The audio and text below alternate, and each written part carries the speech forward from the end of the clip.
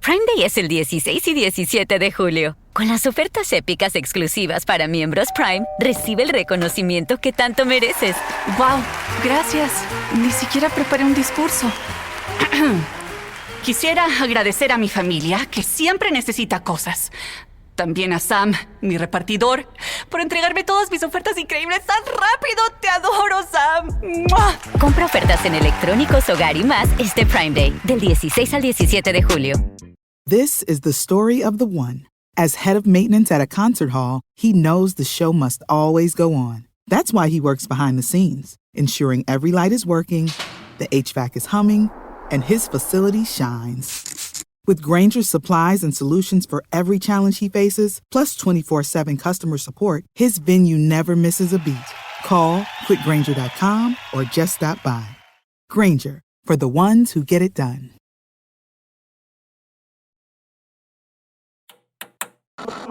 With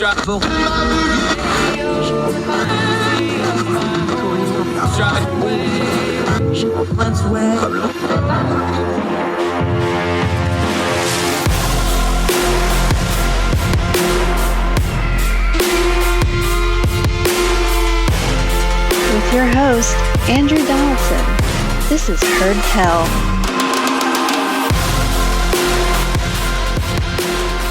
Welcome back to Heard Tell. Thank you so much for giving us the most precious thing you have, your time, as we try to turn down the noise of the news cycle, get to the information that we really need to understand so we can better discern the times we live in. It was a dark and ugly weekend overseas. We're going to start right there with the stuff going on in Israel. We need to stop before we start covering this. And events are moving rapidly. We're not going to try to do a play-by-play of everything that's going on or has happened over the last few days. I was on the road over the weekend. I also had to take a couple days off last week for some family matters. But this current situation in Israel, you need to understand when it's being presented to you on news media and especially on social media, there's a couple things you need to understand and that we can tell whether we're getting good information or not before we get into all the particulars on this. Let's start with a basic principle. Slaughtering civilians is always bad. If you cannot put on your social media, if you cannot say out loud, if you cannot put in your conversations, slaughtering innocent civilians is always bad. You've already lost the plot on all this stuff. I will listen to the oppression of the Palestinians. I will listen to how Israel has been, of course, we all know about the history of the Jewish people and the Holocaust and all the horrible things that have happened there. We know about the decades and decades of violence in the Middle East. If you, as a human being, and I don't care where you are on the planet, I don't care about your cultural background, I don't care about your religious beliefs, if you cannot say the simple statement, slaughtering civilians is always wrong, you're part of the problem. You've got something broken in your soul. It's never justified to murder civilians. And if civilians on your side got murdered, that doesn't justify you murdering civilians on the other side. Let's start right there. Hamas is a terrorist organization.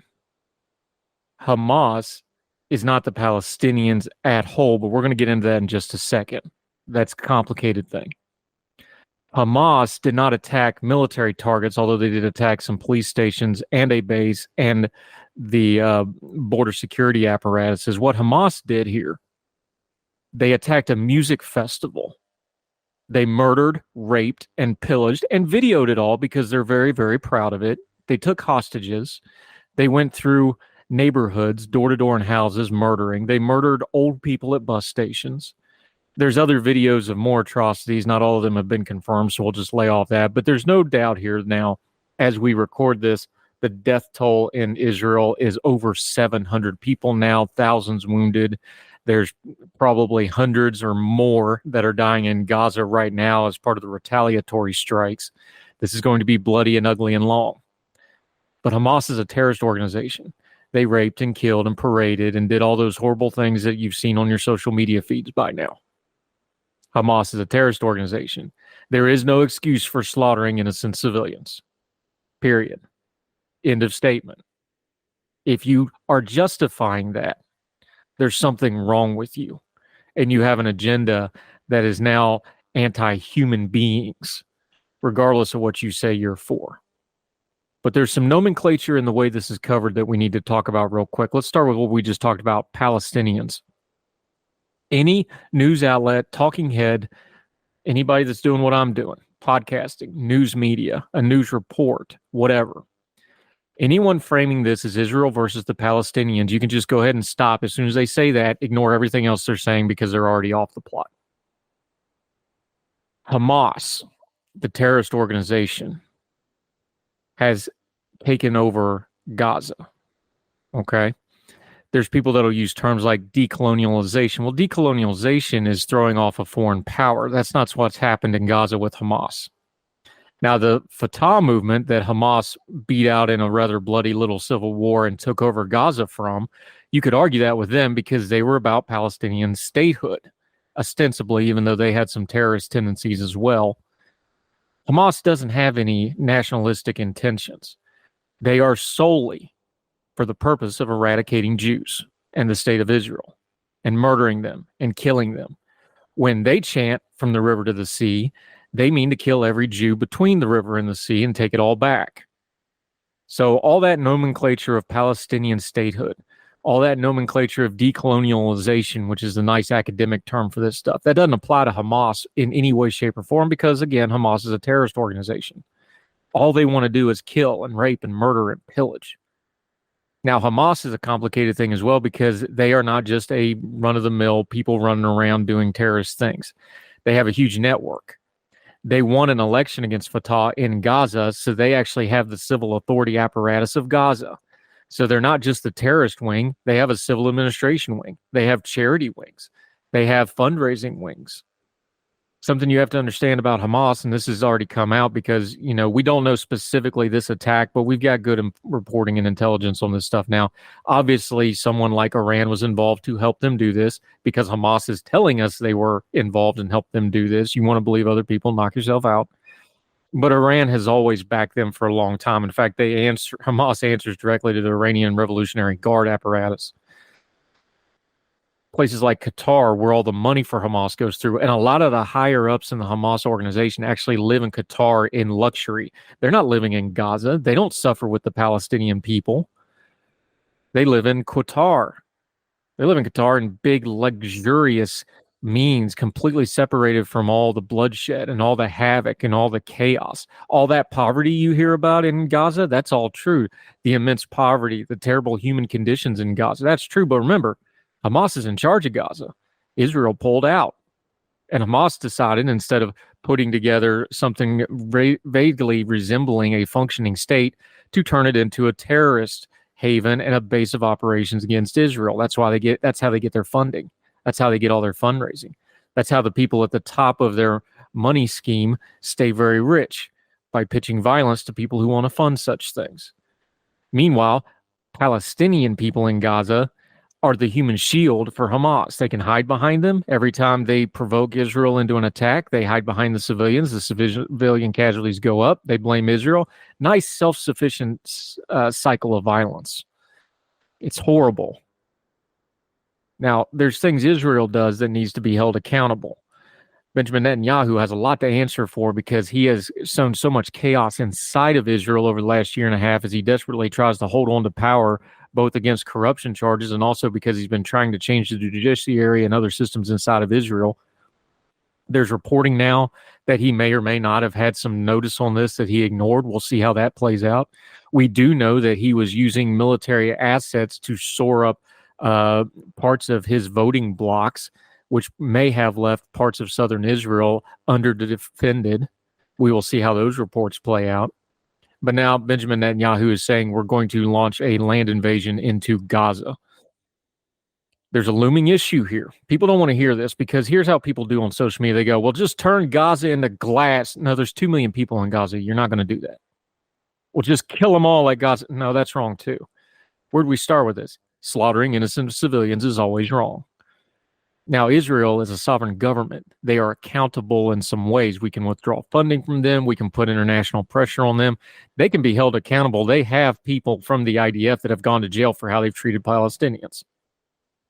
They've also done some things in some of the conflicts that other people probably should have went to jail for as well.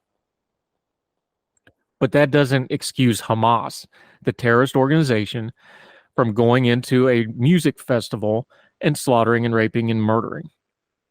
It does not excuse Hamas from going door to door and murdering people.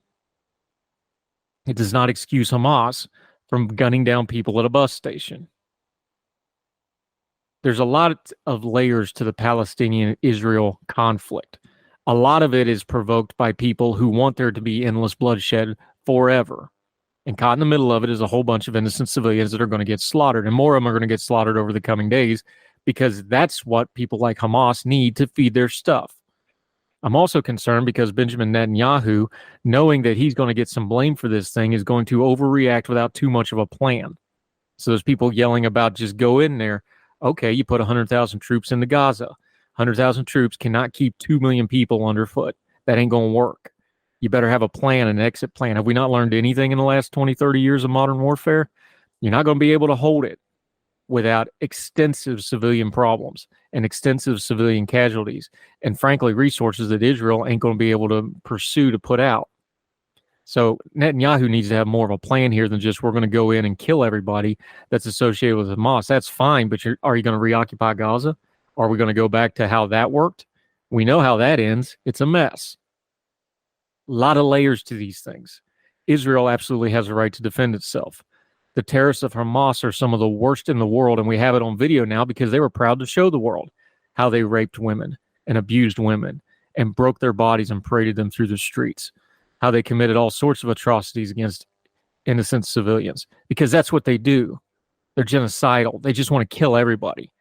There's no nationalism to them. There's nothing about the Palestinian people to them. They're just rapists, murderers, and thugs, and they should be dealt with as such. But here's the problem with the coverage, and we all have to be very careful with this. You can't fully put them and the Palestinians in the same camp because then you're going to wind up with a whole bunch more dead civilians. Remember where we started with this? Slaughtering innocent civilians is always wrong. You start killing Palestinians just because of Hamas, you're going to have a problem. Now, Palestinians have some answering to do here too because they tolerate Hamas. They don't seem to mind Hamas being in charge of them. Hamas won an election to get that power, although that may have been a little dodgy looking, but we can talk about that some other time. Mostly for the American and international audience, be very mindful that a lot of people have a lot of agendas covering this issue. And as these very dark days, and this is going to be long and bloody and ugly, there's a lot more involved here than just Israel versus Palestine. That's a sideshow to the bigger picture of what's going on here. This has to do with long-running things of terrorism, of anti-Semitism, of anti-Arab mindsets, of people who want to spend a lot of money, a lot of capital, and a lot of other people's lives to try to see their end goals met politically, regionally, religiously, and otherwise. There's no version of this with a quick, clean answer, and anybody issuing one should be roundly ignored. So when you hear terms like Palestinian, Hamas, decolonialism, Israeli occupation, Israeli war crimes, Hamas is just freedom fighters, those terms all mean things. And you need to discern those terms and understand why the person saying it is saying it the way they are. If you're watching coverage on Al Jazeera has some very good journalists. It's also the state-run media of Qatar. And Qatar's got their money in their hands all over Hamas and Palestine and all sorts of things. Just take it with a grain of salt. Doesn't mean they're not good journalists. They do have good journalists there. But they also have an agenda at a corporate level. So does our media. The American media response over the weekend was atrocious. I was watching German outlets and some overseas outlets so you could actually get things like terrorist in the headline, which our media seem to have a problem with. Hamas fighters. No, they're not fighters. They're terrorists. These terms mean things. Discernment is the most important thing with something like this, which is now going to be an all-out shooting war and a bloody one and a long one probably at that. We're going to have to talk about our ally Israel and our support of them. We're going to have to talk about the Palestinian issue and how this changes it. And remember, the West Bank is a totally different deal than Gaza, somewhat by design. There's quotes by Netanyahu about this. You can go find how they wanted to split Gaza and the West Bank separately because they're governed differently, and Gaza is now controlled directly by Hamas. Now you also got to watch the northern border of Israel. We already know Syria's been a mess. Lebanon is completely unstable. And what's Hezbollah going to do now? You start putting 100,000 troops in the south of Israel, somebody might feel froggy and jump into the north of Israel. These are dark times. But let's start with some basic principles and keep our nomenclature clean and understand what we're seeing on the news and media, not just react to everything. Slaughtering innocent civilians is always wrong.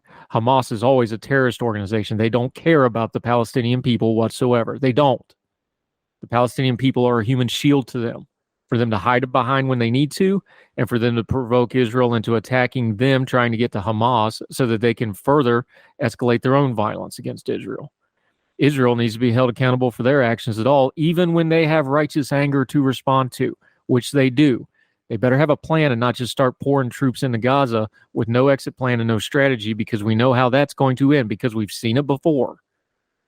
And people like Netanyahu, who have power struggles, who are probably going to try to overcompensate for their own failures, both intelligence-wise and leadership-wise leading up to this, they have some responsibility here too that we got to pay attention to. And anybody who says you can't keep all those layers separate and pay attention to all of them at once, be wary. They've got some kind of an agenda, or they don't know what they're talking about. It's a complicated issue, even though we have moral clarity that Hamas is a terrorist organization and the Israeli people have a right to defend themselves. That's moral clarity. The complicated issues, though, is not just reacting and thinking that this is all going to go away with just a little bit more violence. It's not. It's going to perpetuate. And we need to be clear-eyed about what we're about to see in the days to come. Go ahead and pray for peace. I know I do.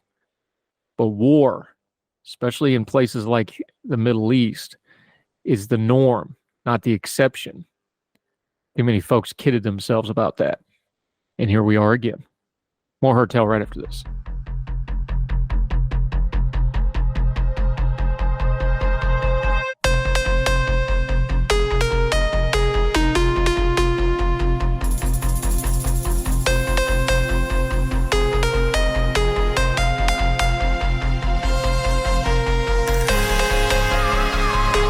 Prime Day es el 16 y 17 de julio. Con las ofertas épicas exclusivas para miembros Prime, recibe el reconocimiento que tanto mereces. ¡Wow! Gracias. Ni siquiera preparé un discurso. Quisiera agradecer a mi familia, que siempre necesita cosas. También a Sam, mi repartidor, por entregarme todas mis ofertas increíbles tan rápido. ¡Te adoro, Sam! ¡Mua! Compra ofertas en electrónicos, hogar y más este Prime Day, del 16 al 17 de julio. For the ones who know safety isn't a catchphrase, it's a culture. And the ones who help make sure everyone makes it home safe. For the safety-minded who watch everyone's backs, Grainger offers supplies and solutions for every industry, as well as safety assessments and training to keep your facilities safe and your people safer. Call, click Grainger.com, or just stop by. Grainger, for the ones who get it done.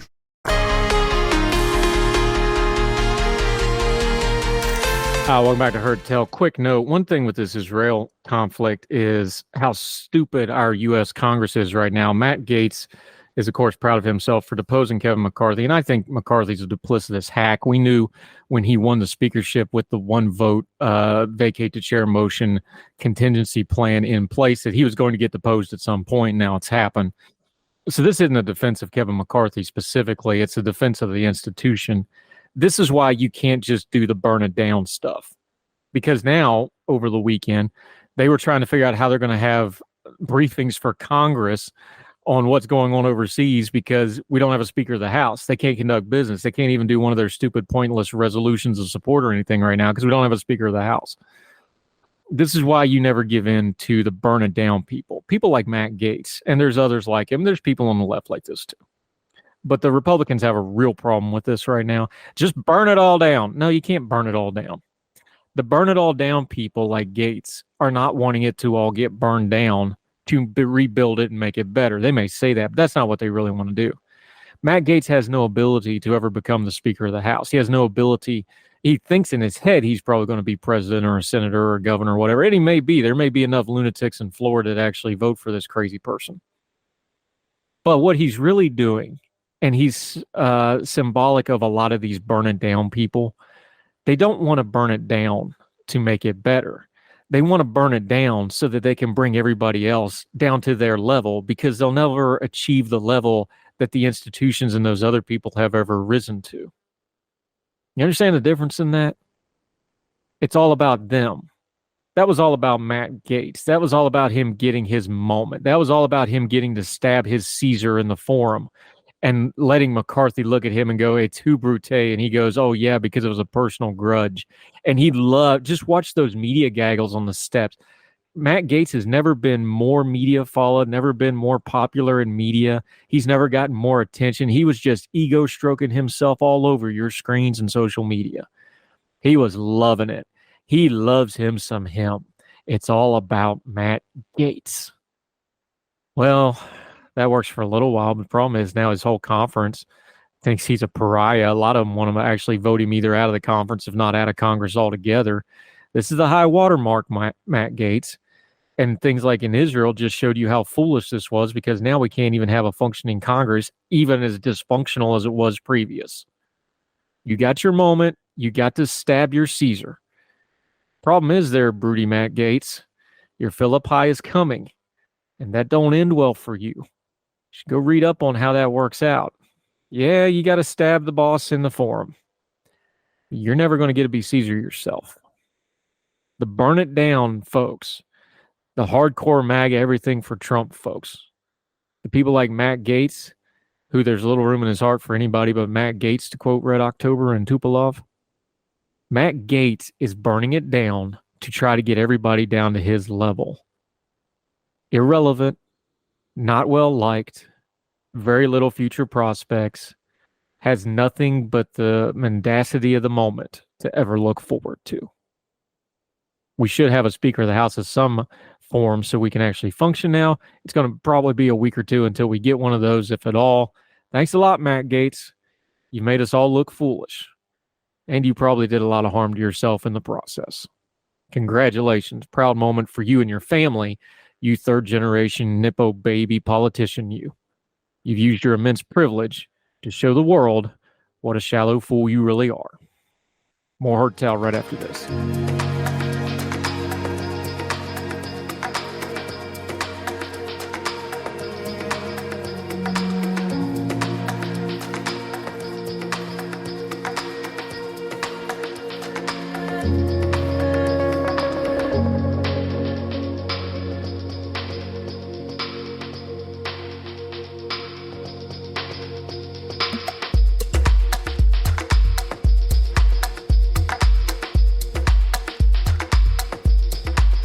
Welcome back to Herd Tell. Okay, let's go down to Argentina, country we covered a couple of weeks ago in the big picture. We're going to get a little more granular, get some detail of what is going on down there. New face to the program. Happy to have him. Young Voices contributor, also a contributor with things like Forbes Argentina. He is the project manager of Fundación Libertad. I don't think I said that right, but you can correct me when you get there. Marcos Falconi, great to have you on the program, sir. Thank you so much for your time today.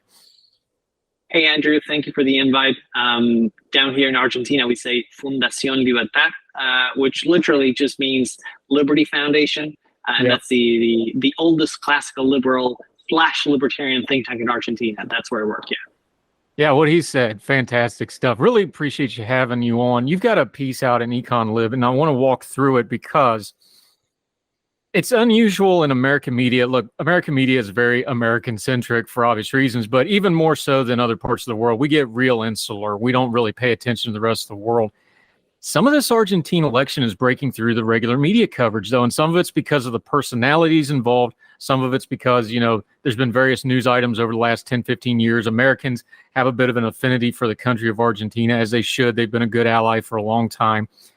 Lay the foundation of this election before we get into the particulars, though, because some people might just see the pictures or the personalities or the name involved. Lay it out for us so we have a good foundation to understand what we're talking about here. Okay, so basically we have three main candidates in Argentina right now. We just had in early August our primary election. Now we're heading to the general election, which is taking place October 22nd. If no candidate surpasses 45% of the vote or 40% of the vote with a 10-point difference, there's going to be a runoff on November 12th.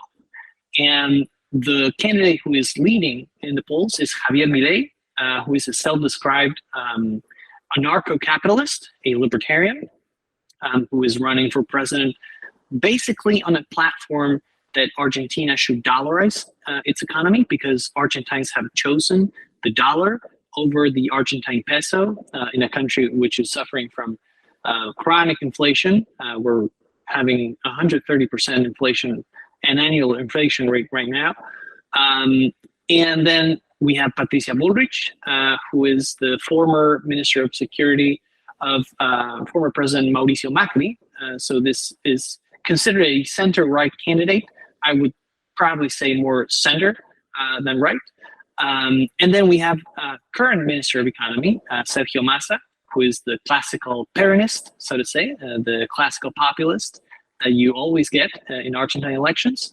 And he is, well, at the time there's some discussion on whether it is Bullrich or Massa who is currently on second place, but all polls agree that Javier Milei is running first place right now. And some people are even asking themselves whether he's not going to win in the first ballot, which would be huge, like incredible news, as it was when he came first in the primary in August. Because just to finish up this introduction, this was not expected. Polls were saying that Juntos por el Cambio, which is a coalition of Bullrich, was going to come first. And then there was going to be second place for Sergio Massa, the current government, pro-government coalition. And then in third place, Javier Milei was going to come. This was turned upside down on August 11th. And so ever since, we've been dealing with this incredible change as political scientists and economists and trying to explain what's going to happen. Yeah, and these, of course, have a lot of nuance and layers to it, especially for a foreign audience that doesn't understand everything about it. Kind of the theme, though, since this happened in August, though, and you touched in it on your piece, and read this entire piece. We're going to link to it in the show notes, especially those links about the poverty line and things like that. A lot of detailed background information you'll want to educate yourself on. But the theme of this really seems to be that there's going to be a change. Are we going to do gradual change or radical change? Is that kind of a fair way to lay this out? I would say so, yes. Argentina is at a point where economic liberalization is becoming inevitable, just because there are so many regulations, public spending is so high, the budget, the fiscal deficit is so high that the only way out of this crisis is to liberalize, is to reduce public spending, reduce taxes, cut regulations. And right now, the main difference between Milei and Bullrich seems to be just how fast and how exactly you do it. Milei is saying we need to shut down the central bank altogether. Drop the peso, just adopt the dollar, and that will stabilize the economy immediately. And then we'll be able to cut taxes, cut public spending, cut regulations, and grow from there. While Patricia Bullrich is saying we need a central bank, we just need an independent central bank, which we haven't gotten in the past decades, I would say. And we need to cut taxes, regulations, public spending, but we need to do it in a way that makes this change sustainable in the long run, in the future. Because just so to give you a little bit more of context, Bullrich's coalition is likely going to have the largest legislative bloc in Congress. Milei is very new. He is so new that currently in Congress, he holds one seat out of 257, and he only has one ally. And we elect our legislators every 2 years. We elect half of them every 2 years. And so what this means is that Milei is never going to get a majority in the House of Representatives or in the Senate. And so many people on the center and the center-right are questioning his ability to actually implement change, for example, via decree, because not all the changes he wants to do can be made through decrees. Whereas Milei is saying, well, you may have, a majority or the first minority, but you don't really want to change. You don't want to go as far as I want to go. So that's basically the economic discussion that we're having right now.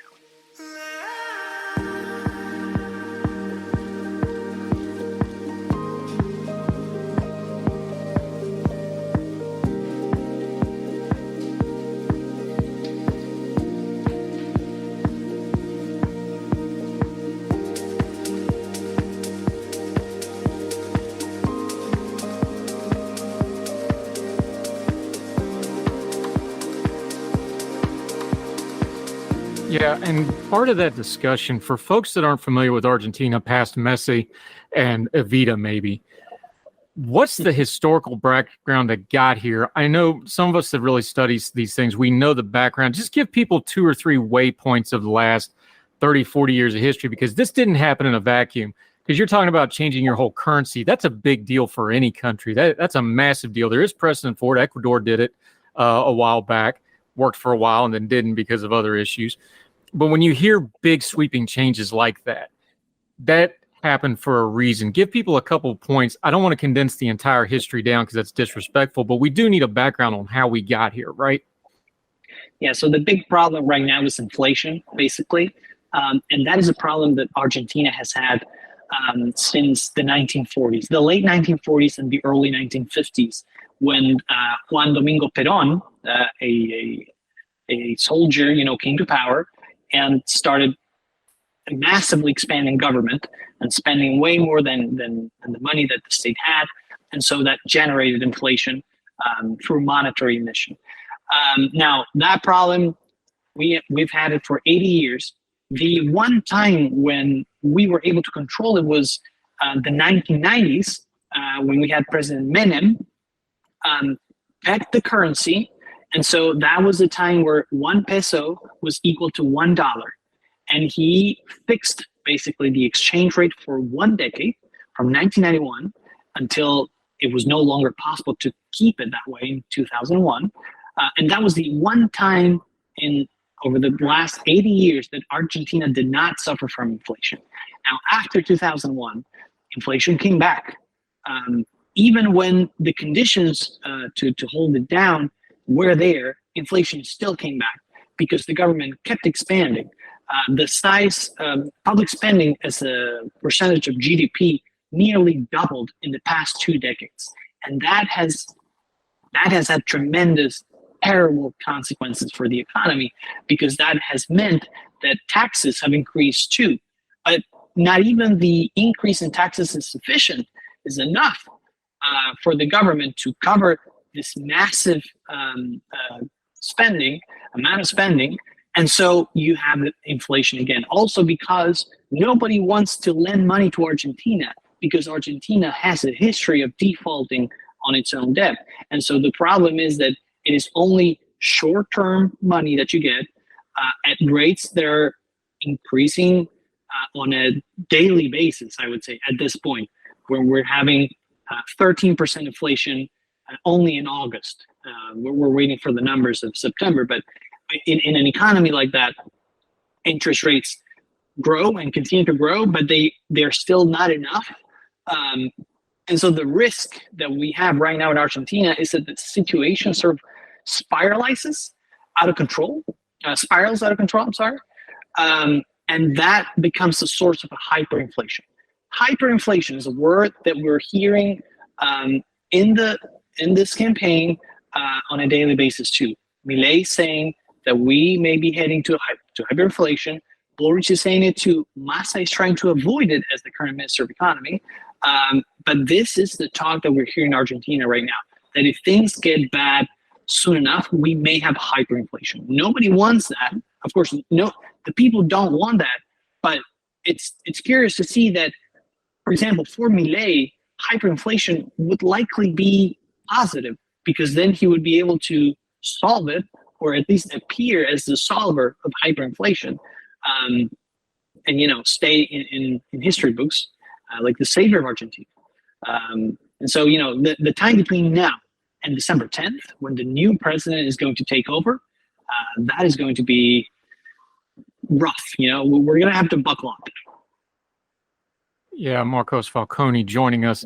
When it comes to Argentina, because we have these big personalities, and we'll talk about Milei in just a second, where are the people at? Because the American audience, we don't do real good with fiscal policy. All those numbers go over our head, and we go chase another flashy object in the news.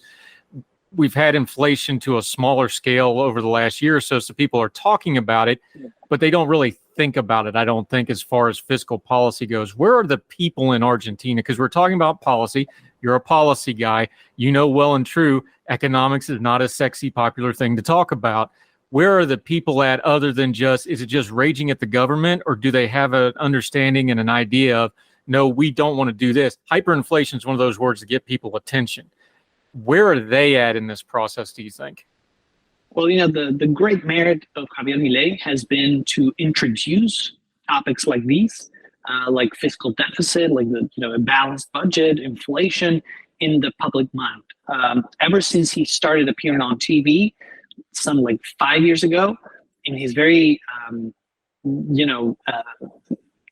don't want to say strange, but like curious way, by shouting at others and screaming on TV and just being histrionic, he has conveyed, the need for a balanced budget, the need for, tamering inflation in a way that nobody else was able to do it previously. But having said that, I do think that the Argentine people are just fed up, basically, with this situation, and not just with the government. Because if the public identify only this government as the culprit, then the coalition that represents the previous government, the Macri government, would be, running first. But it is not. So right now, what you have is a feeling of an anti-politics feeling in the Argentine people. People are fed up. People go to the supermarket and they see that on a weekly basis, for example, prices change, but their salaries don't go up the same way that prices do. People just want to end this. Whatever this is, they want it to stop. I'm not going to say that the Argentine people have turned libertarian all of a sudden, because I don't think that's the case. I just think we're lucky that the rage that the people are feeling is going to Milei, because it could have well gone to a far left candidate, for example, and that would have been terribly disastrous for the country. But I don't think that people are turning libertarian. I think people are following Milei because they think that Milei has a solution to the economic problems that Argentina faces.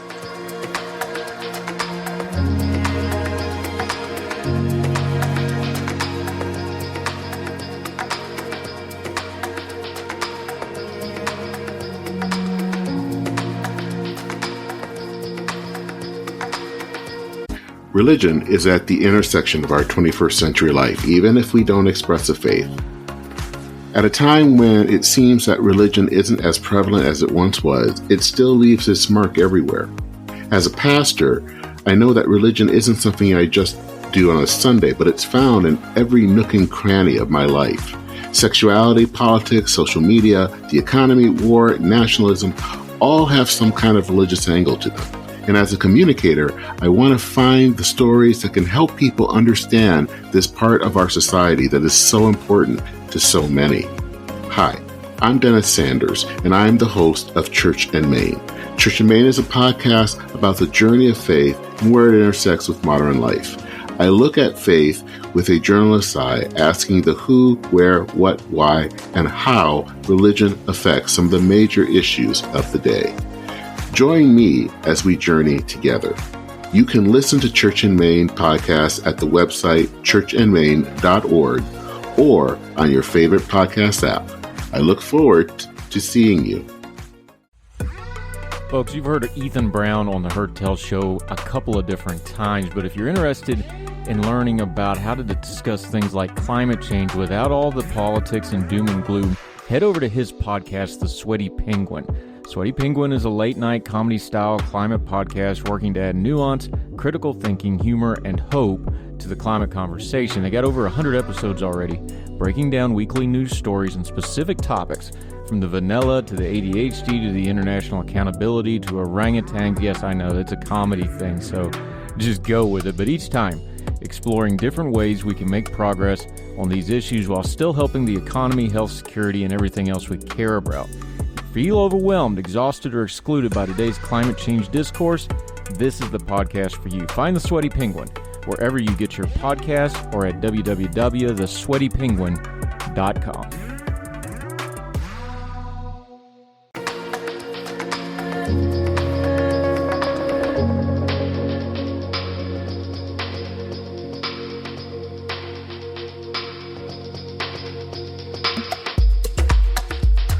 Yeah, Marcos Falcone joining us. That's really the heart of all this current issue with Milei, though. And that's why it's broken through the coverage in the international press and in the American press.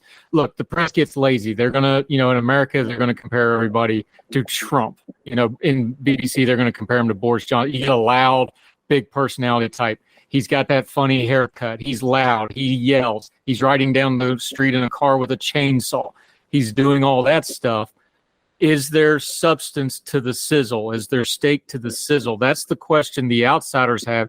You already brought it up. There's the questions like, if he gets into power, is he going to have a ruling coalition to actually do this stuff?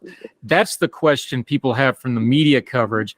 As you see it, though, what's a fair representation under the antics, which, as you said, it's people fed up. We've seen it before all through history. You can get the rage to get into the power. Can you channel that into something productive? That's kind of the big question and the unknown here, right?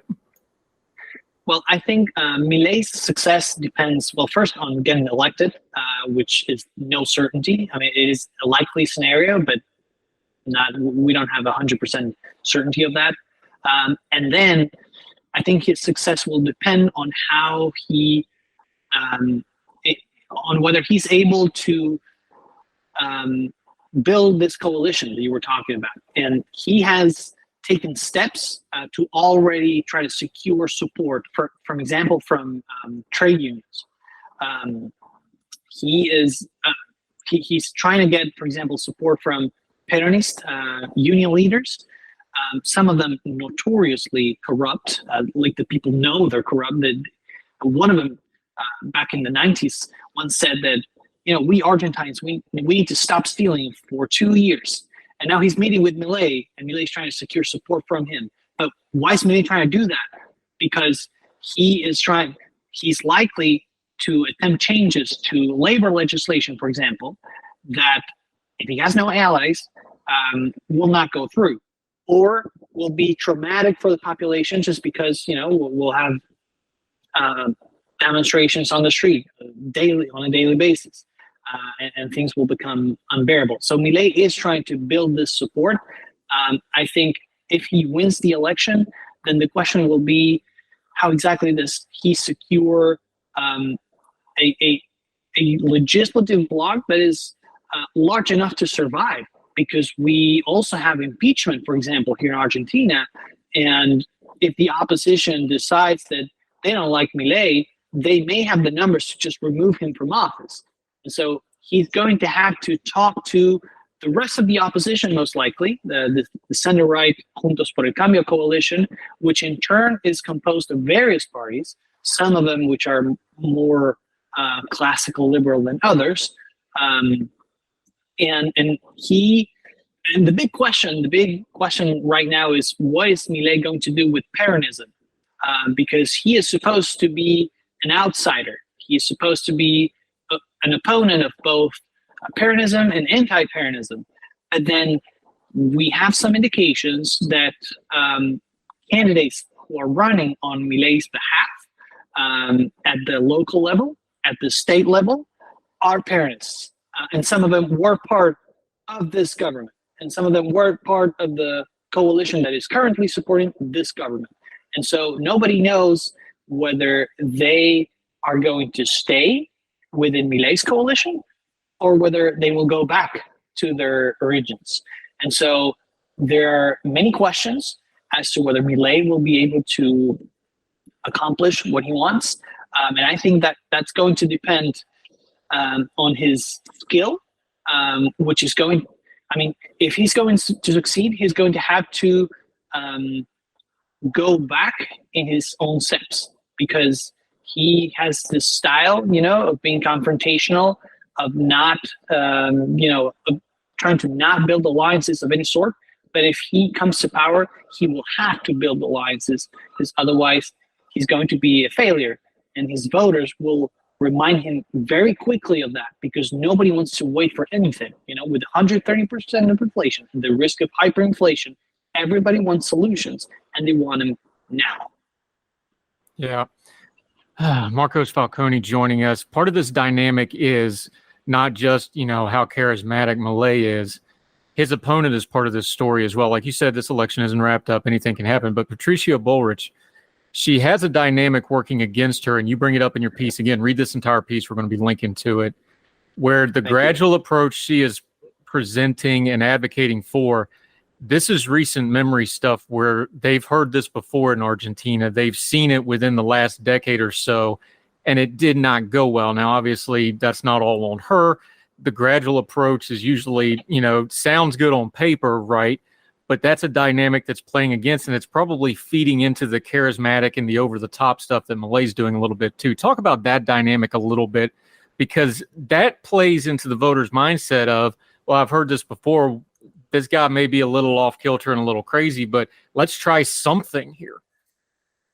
Yeah, so between 2015 and 2019, we had Mauricio Macri as president, and he was able to basically kick Peronism out of power. It had been in power for 12 years, but then he did fail, and that's why Peronism went back to power in 2019. And so it's curious because Milei actually likes Macri, and he has said that. They usually talk. Apparently, Macri likes Milei too, and he thinks that Milei may be able to accomplish what he was not able to. But then Macri is, of course, he is sort of obliged to support his candidate, his former minister, Patricia Bullrich. But it looks like Patricia Bullrich is not even as economically conservative or classical liberal as Patricia Bullrich. In that way, the change within the Juntos por el Cambio coalition has been for worse. They did not become aware that this gradual approach, of just slowly lowering taxes, slowly lowering public spending does not work. And that's worrisome. That's worrisome for many voters. But that also just, feeds to the narrative that we're hearing more of the same, that we've heard this before, as you say, and we know how that happened. If you do a poll on Mauricio Macri right now, for example, his net image is going to be negative, not positive. People do not have good, memories about his presidency. Of course, the first 2 years, everything went well. But then, after the markets realized that change was not being implemented as fast as he had promised, then things started to go really bad until he was kicked out of office. The dynamics in the rest of the opposition also seem to be benefiting Milei. Not to say, of course, what's going on with the current economy, because the third candidate that we haven't talked about that much so far, Sergio Massa, he's the current Minister of Economy. And he, of course, has a very hard time trying to justify everything that's happening under his own government, basically, because the president, at this point, it's just symbolic. He does nothing. Nobody cares about him. He's not in the news. He's not running for re-election. He's widely unpopular. And so everything has fallen to the Minister of Economy, who, of course, is having a hard time trying to explain why, inflation is at 130%, or why has poverty reached 40%, as it was announced a few weeks ago, or why we have, an informal market for the dollar. Why can't there be just one market? Why does the government need to fix a price, fix the exchange rate, and create all sorts of problems in the economy? So the dynamics, both in the rest of the opposition and within the government, are both benefiting Milei right now.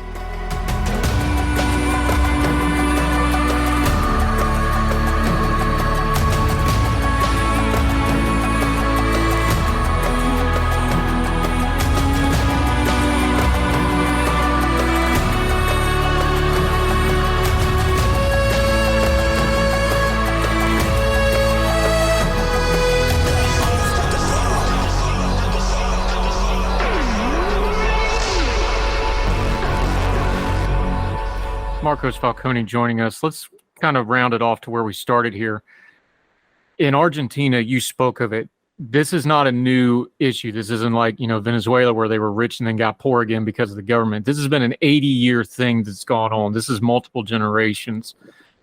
You just said it in talking about the candidates there. Everybody's heard there's nothing new that you're going to say in a campaign ad that folks haven't heard at this point, right? Is this more than just win an election and change things? Because nobody probably really believes that. Even if they believe one of these candidates can change things, it's going to be more than one election thing. Is there a societal, cultural, almost a national identity thing that needs to change here to break this cycle? Do you think this is bigger than just the election? No disrespect to the candidates, but even they're saying, Malay's even said in some of his speeches, like, this is not a one election fixed thing. This is going to take a lot. Is that something that also has to be discussed, or the people are discussing is like, look, we need to kind of re-examine who we are as a country and as a people here, because if you've done it for 80 years, it's just hard to break out of that kind of a rut, is it not? It is. And I think the big problem for Argentina is that people have grown used to living off of others. And that is just terrible for the country. It has been terrible ever since Perón and most of the presidents that followed him. The state has grown, public spending has always increased.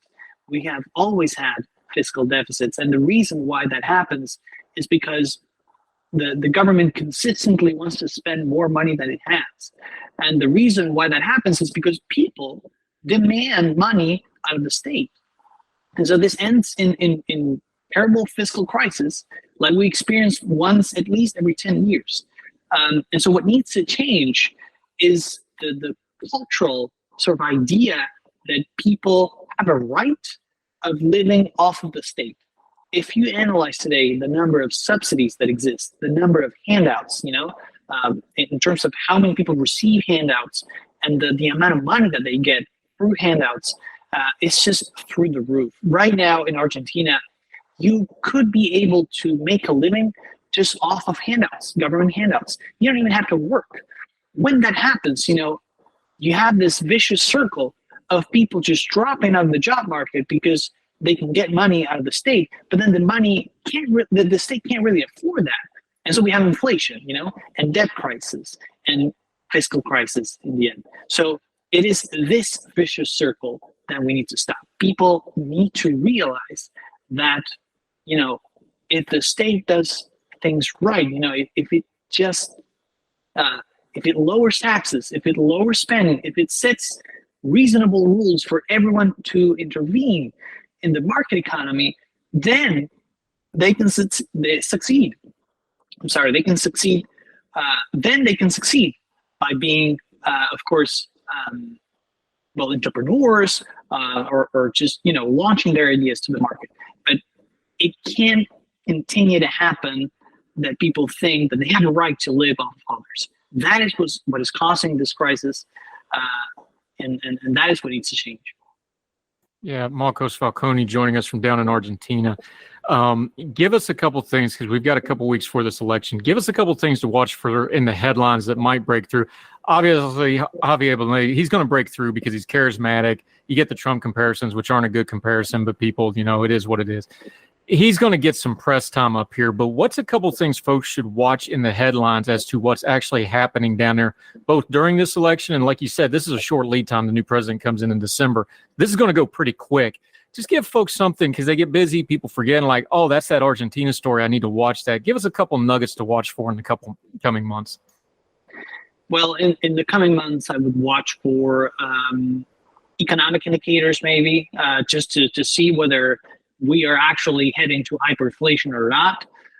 Of course, I would look for results about 19 days from now, on October, a few weeks from now, on October 22nd, and then I would look for, if Milei wins, the names in his cabinet, because those may indicate the level of support that he gets from the establishment, which so far it does not seem like it's a lot.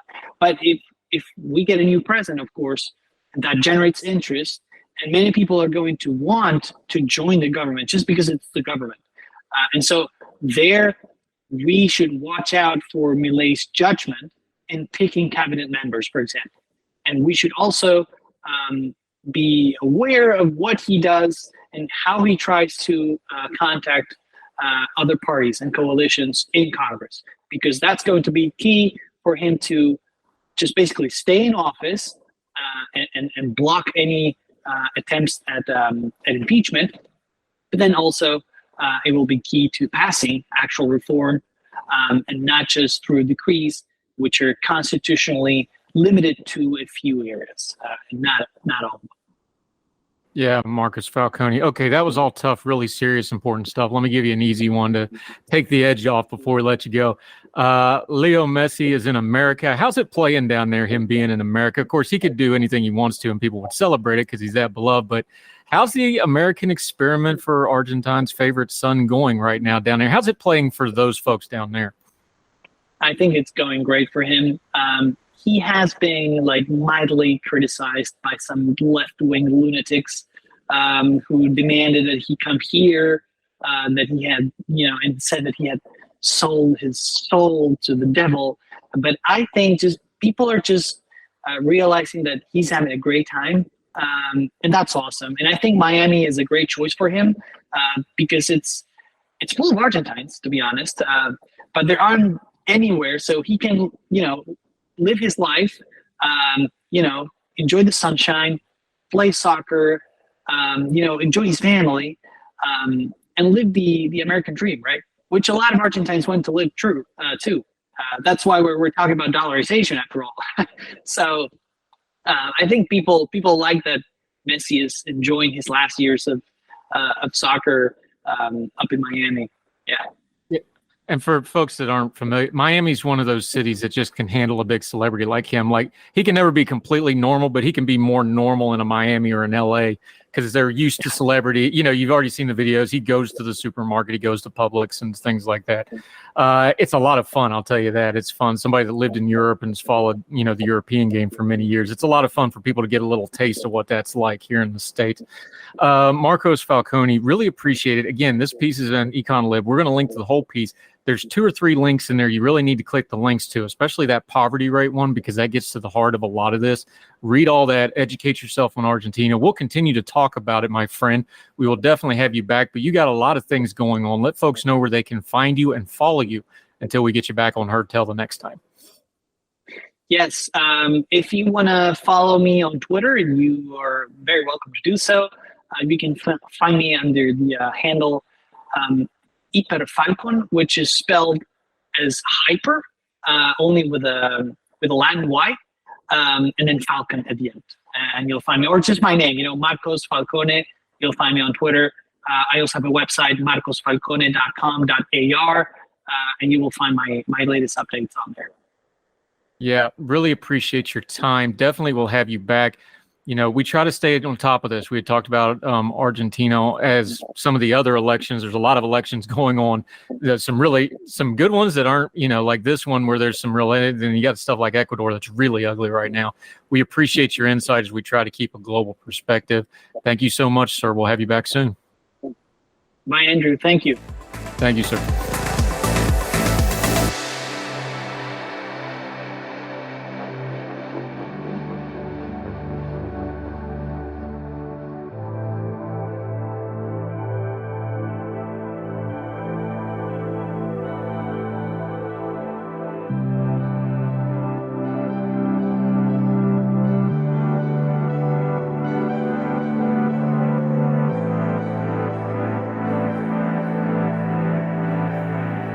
Welcome back to Heard Tell. Let's have a little fun. Let's end on a good note. Let's go up to Alaska. Natalie Compton writing in the Washington Post about Fat Bear Week. Now, if you're not familiar with Fat Bear Week has become kind of widely known for those of you from places that don't have bears like up yonder does. This is the time of the year the bears start eating enormous amounts of food. They get nice and fat so they can go hibernate for the winter.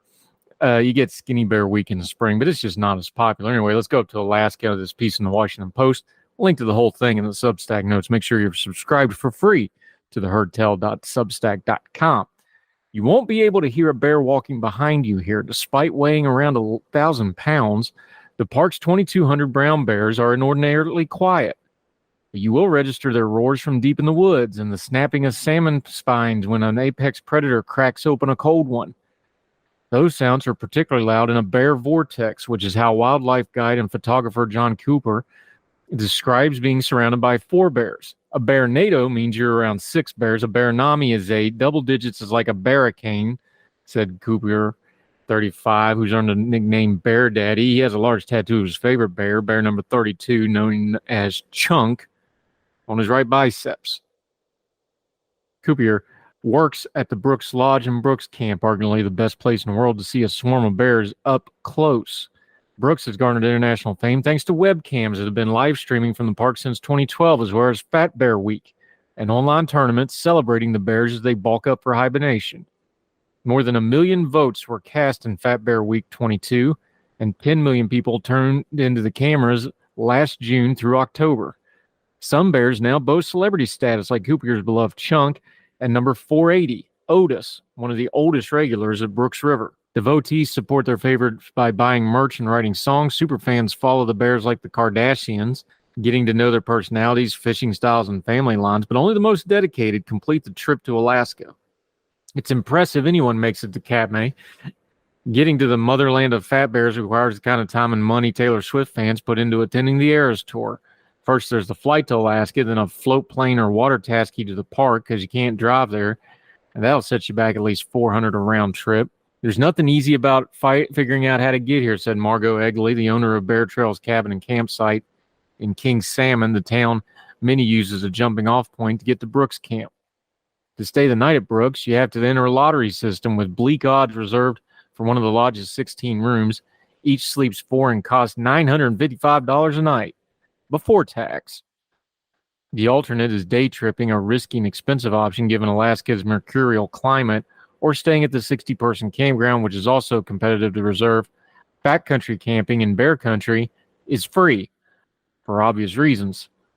If you're here, I think usually it's because you really want to be here, said Melissa Friels, an Oregon resident whose September visit marked her 12th trip to Brooks Camp. Man, these folks have a lot of disposable income.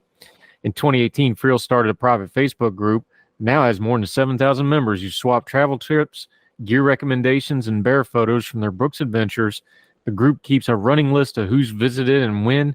Members team up to share lodging and expenses. Some people call it summer camp because we tend to come the same time of year. It's really just a great community of people. There's a lot of pictures here too. But the funny thing about this is this really is its own little community. The park takes the rules seriously to maintain its surreal harmony. So far in its history, there's been little conflict. There was some pawings at Brooks Camp in 2018 and a swatting in the backcountry in 2021, neither resulting in severe injuries. Well, that's comforting.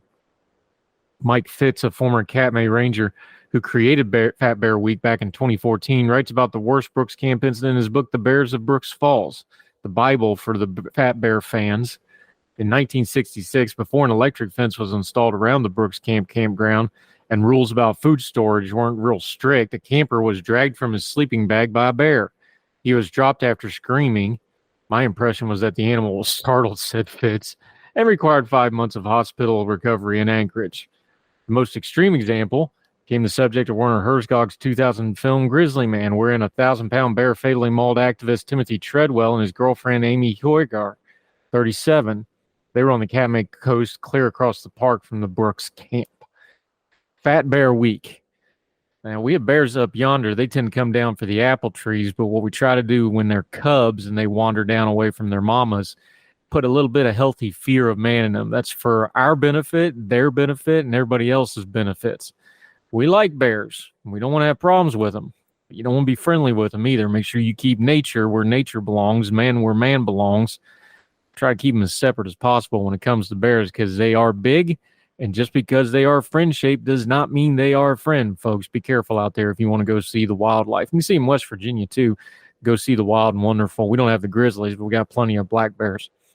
That'll do it for Herd Tell. Always appreciate you joining us with the most precious thing you have, your time. We don't just say that. We really mean it. That's why we put effort into having good guests, good topics. We don't waste your time with silliness to the best of our ability. Please make sure you are subscribed and following or whatever they call it on whatever platform you're getting Herd Tell on, iTunes, Spotify, We're on iHeartRadio now. We're on all the podcasting platforms. Just type in Heard Tell Show and or my name, Andrew Donaldson. It will come right up. Best way to make sure you don't miss anything, the Substack, heardtell.substack.com. It's in all the links. It's on all the show notes. If you do that, the subscription for the Substack is free. I know a lot of people have pay-to-play Substacks and whatever. Ours is completely free. You get all the content free. Anytime I write something, anytime I re-up something from the archive, past episodes of Heard Tell, all my media appearances, we're getting those ported over as well. Never will cost you anything more than a couple clicks. So would you do us a favor and spend one more click sharing us on your social media? Let people know Heard Tell's worth checking out. Put it on your Facebook page, your Twitter X page, your Instagram, whatever. Let folks know we're here. We would sure appreciate it. So wherever you and yours are, across the street or around the world, we hope you're well. We hope you are well fed. We'll talk to you again real soon for more Heard Tell. All the music on Heard Tell is provided under a Creative Content license from monstercat.com. Somos la máquina. Religion is at the intersection of our 21st century life, even if we don't express a faith. At a time when it seems that religion isn't as prevalent as it once was, it still leaves its mark everywhere. As a pastor, I know that religion isn't something I just do on a Sunday, but it's found in every nook and cranny of my life. Sexuality, politics, social media, the economy, war, nationalism, all have some kind of religious angle to them. And as a communicator, I want to find the stories that can help people understand this part of our society that is so important to so many. Hi, I'm Dennis Sanders, and I'm the host of Church and Main. Church and Main is a podcast about the journey of faith and where it intersects with modern life. I look at faith with a journalist's eye, asking the who, where, what, why, and how religion affects some of the major issues of the day. Join me as we journey together. You can listen to Church and Main podcasts at the website churchandmain.org or on your favorite podcast app. I look forward to seeing you.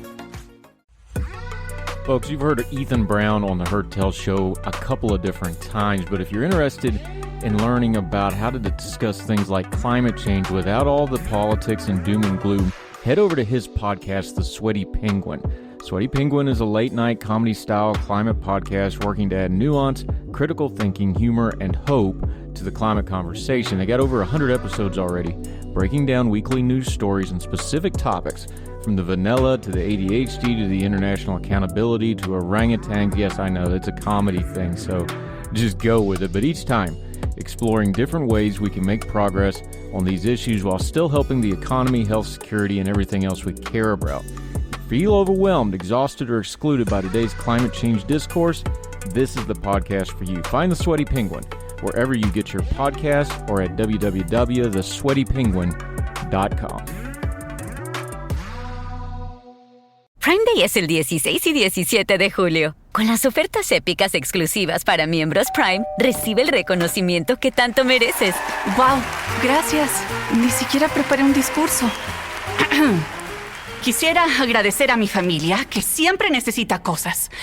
También a Sam, mi repartidor, por entregarme todas mis ofertas increíbles tan rápido. ¡Te adoro, Sam! ¡Mua! Compra ofertas en electrónicos, hogar y más este Prime Day, del 16 al 17 de julio. This is the story of the one. As a maintenance engineer, he hears things differently. To the untrained ear, everything on his shop floor might sound fine, but he can hear gears grinding or a belt slipping. So he steps in to fix the problem at hand before it gets out of hand. And he knows Grainger's got the right product he needs to get the job done, which is music to his ears. Call, click Grainger.com, or just stop by. Grainger, for the ones who get it done.